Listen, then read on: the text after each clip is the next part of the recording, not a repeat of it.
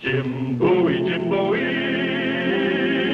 he was a bold adventuring man. Jim Bowie, battled for right with a powerful hand. His blade was tempered and so was he. Indestructible steel was he. Jim Bowie, he was a fighter, a fearless and mighty adventuring man.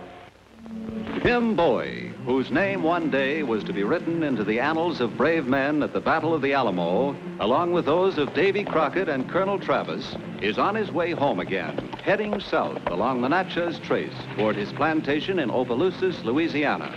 Plantation owner, adventurer, Jim Bowie is always coming home because he's always going away, looking for new lands, new timber, and new adventure.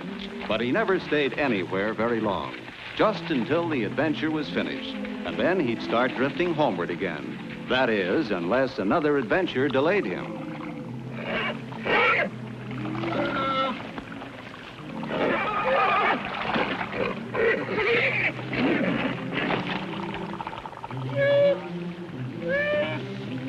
Hey, now, look at this. Hello, Mrs. Bear. Now, you keep away from me now. I'm not hunting bear. You keep away from me now. I got a fine, dependable weapon, which I'll have to use on you if you don't keep away. Go on, go home. Scat. Now, I don't want to shoot you, Mrs. Bear. But if you don't keep away now, I'm warning you.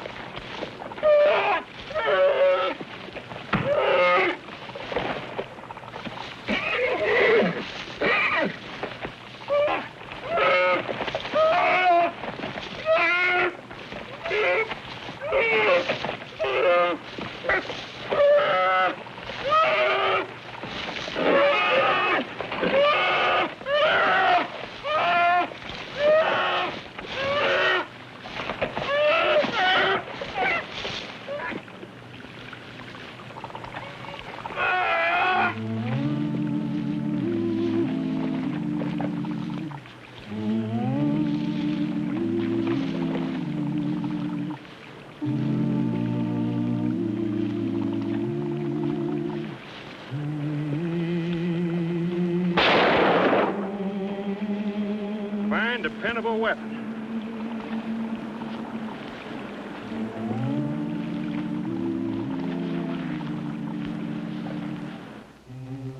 It wasn't the first time a flintlock muzzleloader had misfired and nearly cost Jim Bowie his life. After the encounter with Mrs. Bear, he was determined to have a weapon that would match her claws, a weapon he could depend on. So this is the story of how the blade that was later to be known as the Bowie knife was born.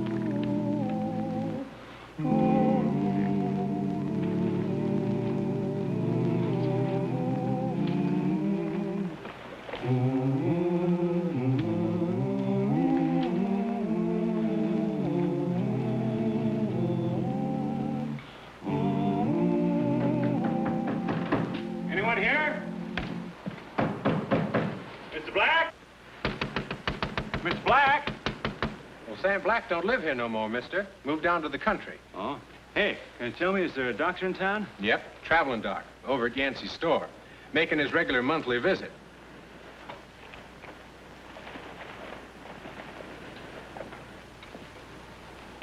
One more day and you'd have had a bad case of poisoning of the blood.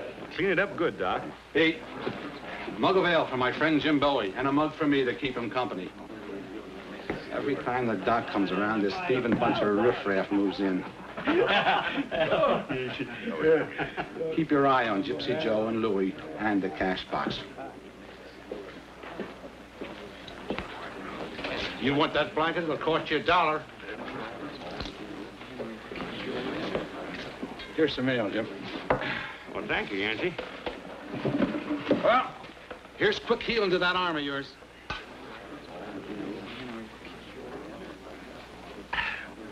Now, what brings you to Yancey's Corner? Timber? Sugarcane land? No, as a matter of fact, I'm on my way home. Just sold some parcels of land up around Memphis. But that isn't why I come here. I'm looking for Sam Black, the steelmaker. You see, when that bear came at me and my gun misfired, I made up my mind right then and there I was going to get myself something more reliable. I was going to get myself a knife. Skin and knife? Oh, I got a fine selection. I got a skinning knife. What I want's a special kind of knife. The kind of knife I want hasn't been made yet. That's why I come to see Sam Black. I remember my father used to say he makes the best steel in the whole Louisiana. Oh, he used to, but no more. He closed up a shop a couple of years back, got himself a little farm. Why'd he do that? Well, nobody knows exactly. He just up and moved. I'll tell you, boy. I'm going to give you some ointment and some fresh bandages. I want you to use them. If you don't, you're going to have trouble. Oh, I'll use them, Doc. I'll use them. How much owe you? Oh, with the salve, $1. $1? That's a fair enough price. Here you are. I've got you for $10. Oh. Hey, Yancey, you pay it, will you? Put on my bill.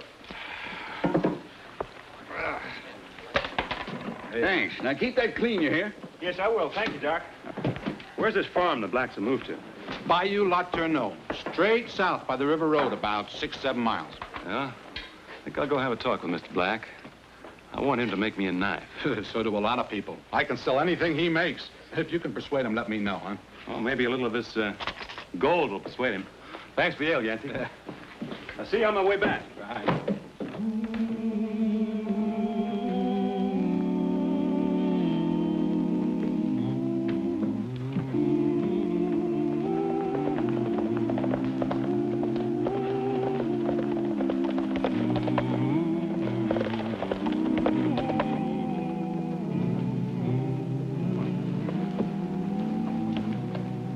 Who is it, Ann? I don't know. Well, you remember me, Mr. Black, don't you? I'm Jim Bowie from Opelousas. Don't you remember me? Of course. Mr. Black, it's Mrs. Bowie's boy, Jim. Welcome, Jim, welcome. Hello, Mr. Black. Have you ridden far? From Yancey's Corners. Then you must be tired. I'll get you a glass of Mr. Black's elderberry wine. Well, thank you, ma'am. Now, you sit right down here with Mr. Black, and I won't be but a minute. How is your mother? Well, she's fine, ma'am. Spanking fine. And your brother Reason? He's fine, too. Mrs. Black, Jim's thirsty. Oh, I'm going, Mr. Black. Oh, my. Women sure do love to talk, don't they? That's what my father used to say. That is, when Mama would stop talking long enough to let him get a word in. Yeah, well, we don't have too many visitors out this way. I suppose you're wondering why I've come to see you. There you are. Well, thank you, Mr. Black. This is real social-like of you to call on us, James. My land, what happened to your arm? Or I had a little argument with a lady bear. She out-talks me. Well, that figures. Oh, now, Mr. Black. That's why I come to see you, Mr. Black. I want you to make me a knife. A knife? Next time I have an argument with a lady, I'd like to win it. Well, but Mr. Yancey has a real good assortment of knives. Oh, no, Mr. Black. Those kind of knives too short to get through the fat of a bear. And they're too brittle when they hit bone. The kind of knife I have in mind it's a special kind of knife. The knife I have in mind would have a blade about this long. It would be twice, maybe 3 times as thick as an ordinary knife. And be curved toward the tip and double-edged, so to cut 2 ways. And it would be balanced for throwing. So it would have to be made of the very finest steel. So the tip wouldn't break off when it hit something solid. I don't know, maybe I'm asking the impossible. But I do know this, Mr. Black, if anyone can make me this knife, it's you. A double-edged tip. It's a most unusual knife. You have to be tempered 6, maybe 7 times very carefully. But, Jim, that's not just a knife. That's a weapon. That's right, Mr. Black. Knife doesn't misfire, and it's always loaded. Yes, be an awful lot of work. Well, I'll supply the muscle and the sweat. All you'd have to do is supply the knowledge. That knife does fire my imagination, kind of like a challenge. 2 years ago, I would have accepted it, but now I can't even see my wife's face across the supper table. I'm just groping around in a world of shadows, and it's getting worse. That's why I closed up my shop. Things will be different tomorrow. We're going in to see Dr. Hogue at the Corners. He wrote us that he has some fine new spectacles with imported German lenses. We've been saving our money for it. Oh, I almost forgot. Here's another $1. Mr. Query paid his milk bill. Spectacles. Even if we could afford them, there's no telling how much good they'll do. Jim, I think whatever the Lord wills, we have to accept. But Mr. Black, if the doctor can't help you, I mean, if the lenses do make you see again, will you make me the knife? Well, Jim, I'd be happy to. Now that that's settled, you'll be staying for supper, Jane. It'll be a pleasure, ma'am.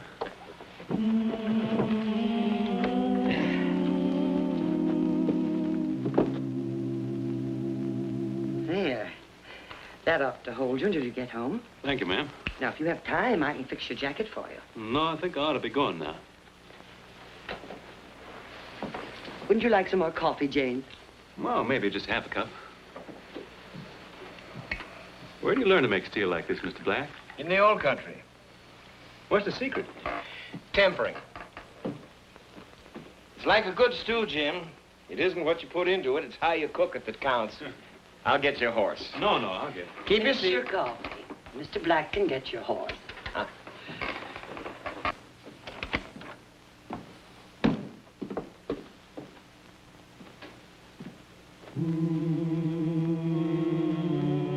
I encourage him to do all he can. Gives him confidence.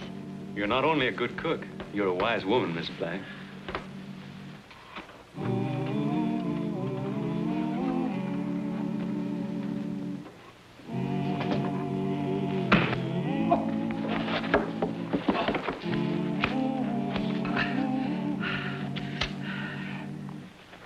This isn't Bowie. Who cares? His money's just as good. Help! Jim! Help! Help! Jim! Jim, help! Help! Jim!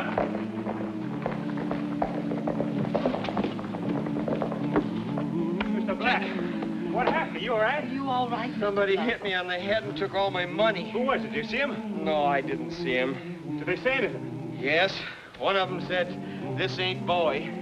Then they were after me. All that money gone now, we can't get your spectacles. Don't you worry, Mrs. Black. Your husband will get his spectacles. Just have them at Yancey's store first thing in the morning.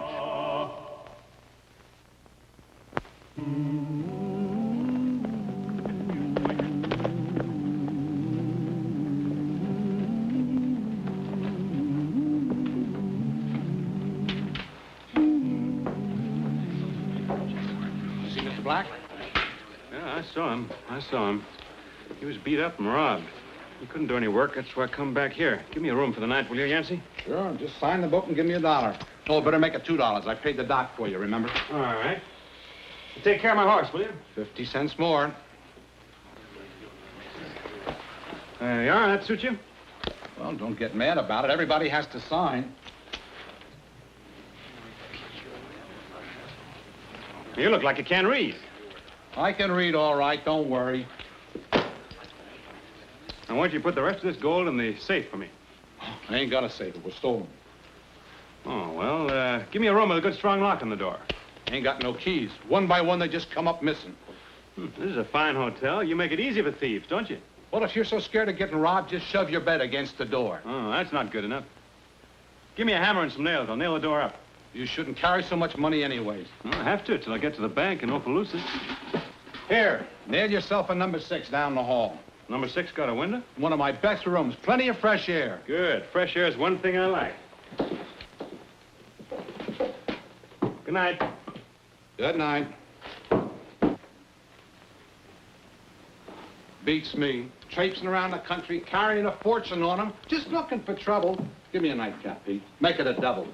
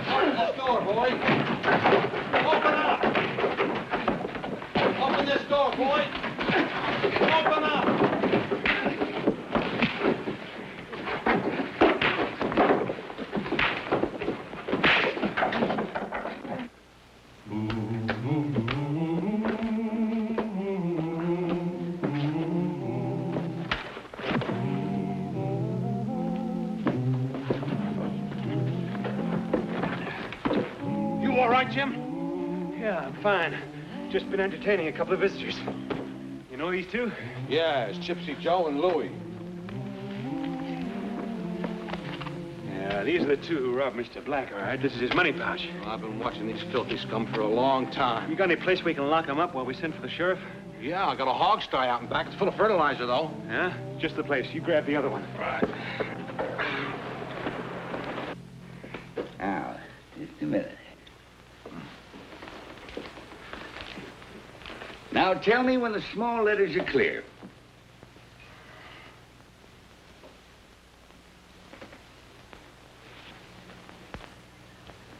Yes, now they are.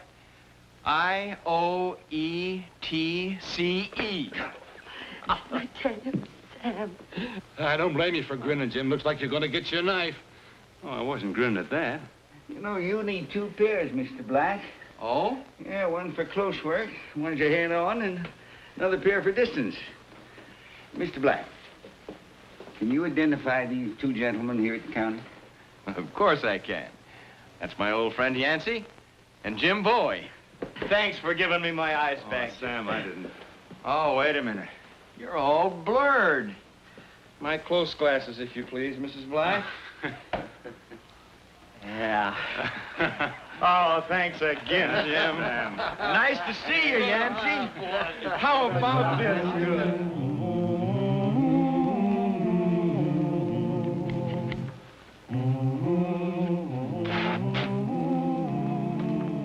The balance should be about there, throwing. Say, 1 complete turn in 30 feet.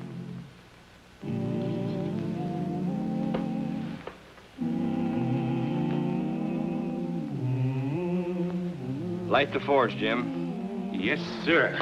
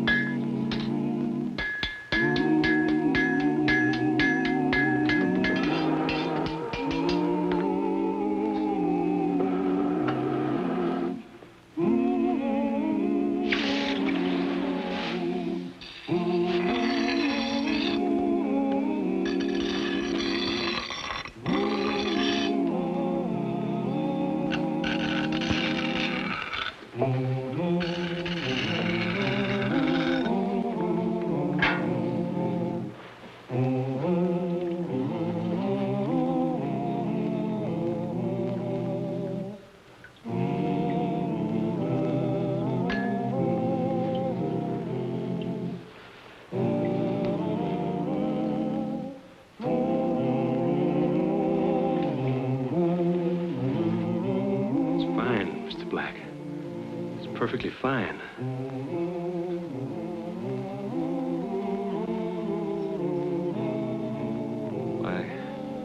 I never seen a piece of steel as fine as this in my whole life. There's a lot of gratitude in that blade, Jim. Come on outside. I want you to throw it. Huh? Come on, come on. Yeah, it's all right. Now, come here, Jim. That tree right... Uh-oh. This is Black, please. Thank you. Yeah. That tree right there is about 30 feet. Go ahead and throw it.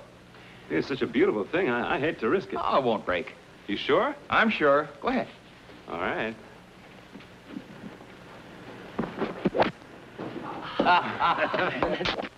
Wonderful. Both their knives are in the tree, mister. Now we're even. It's Gypsy Joe and Louie. They broke out. Joe, your quarrel's with the sheriff. My quarrel's with him, Yancey. I got a welt in the back of my head to prove it.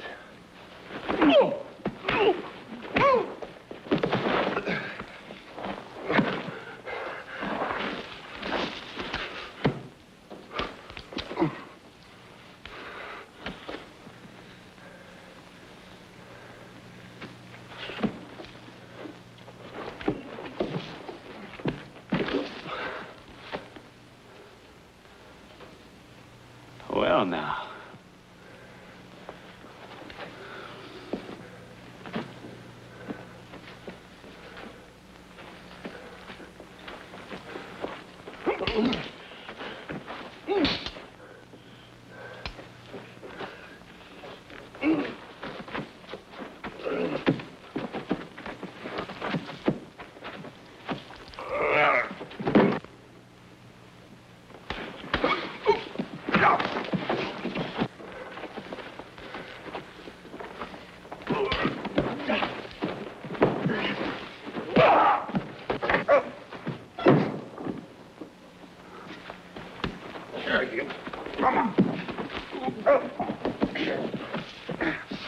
Yeah, I'll take that, Yancey. Come on, you two. Back to the hog start.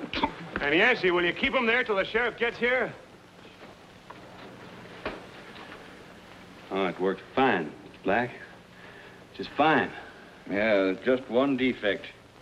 Which I'll remedy right away. Come, Mrs. Black.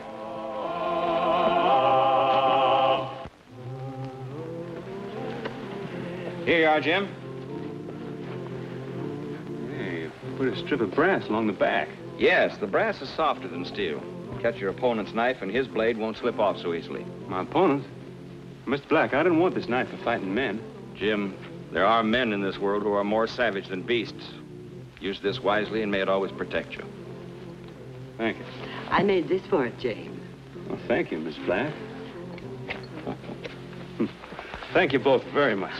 Take care of yourself, Jim. I will. Goodbye. Give my regards to your mother.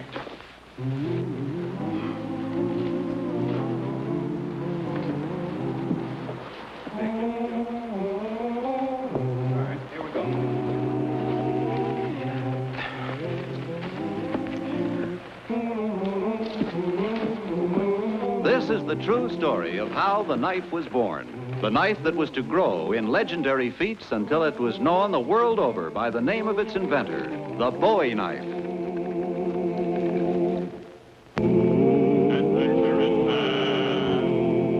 Adventure in man, Jim Bowie, Jim Bowie. He roamed the wilderness unafraid from Natchez to Rio Grande. With all the might of his gleaming blade, he fought for the rights of man. Jim Bowie, Jim Bowie, he was a bold adventuring man. Jim Bowie, battled for right with a powerful hand. His blade was tempered and so was he. Indestructible steel was he. Jim Bowie, he was a fighter, a fearless and mighty adventuring man.